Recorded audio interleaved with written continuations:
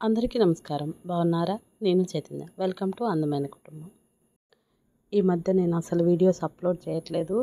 నా గొంతు అస్సలు సహకరించట్లేదు. అందుకే వాయిస్ ఇవ్వడానికి కుదరక నేను వీడియోస్ అప్లోడ్ చేయట్లేదు. ఈ వీడియో వచ్చేసి దసరా అప్పుడు మమ్మీ వాళ్ళ ఇంటికి వెళ్ళాను. అప్పుడు చేసిన వీడియో. అప్పటిది ఇప్పుడు వాయిస్ ఇస్తున్నాను. ఇప్పటికి కూడా కొంచెం గొంతు ఇబ్బందిగానే ఉంది. కానీ నా ఫ్యామిలీ అయిన యూట్యూబ్ ఫ్యామిలీతో మాట్లాడి చాలా రోజులు అవుతుంది. అందుకనే ఈ వీడియోకి వాయిస్ ఇస్తున్నాను నేను.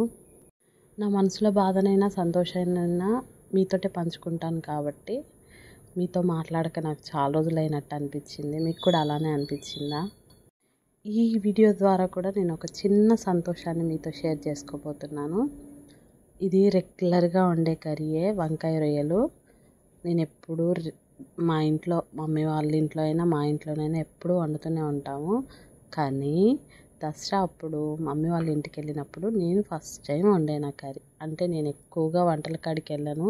మమ్మీ కానీ అక్క కానీ చూసుకుంటారు. చాలా తక్కువ నేను వండడము.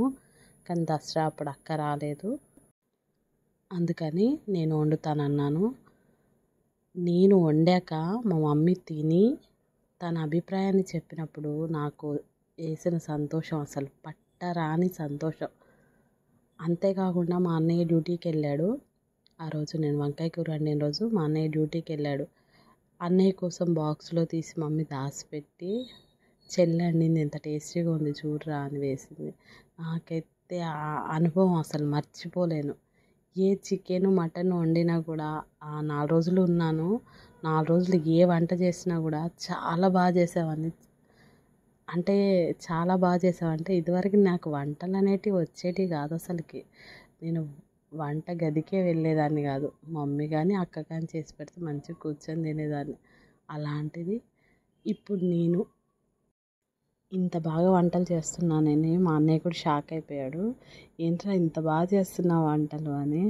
అప్పుడు ఆమ్లెట్ వేయమంటేనే వేసి పెట్టేదాన్ని కాదు. అలాంటిది ఇప్పుడు ఏది కావాలంటే అది చేసి పెడుతున్నానని, చాలా మారిపోయింది చెల్లి అని మమ్మీ చెప్తుంటే విన్నాను.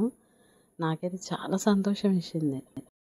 అప్పుడు ఏంటంటే మమ్మీ పక్కనే ఉండేది. ఏది కావాలంటే అది వండించుకొని తినేదాన్ని. వంటలు నేర్చుకోవాలన్న ఇంట్రెస్ట్ కూడా నాకు ఉండేది కాదు.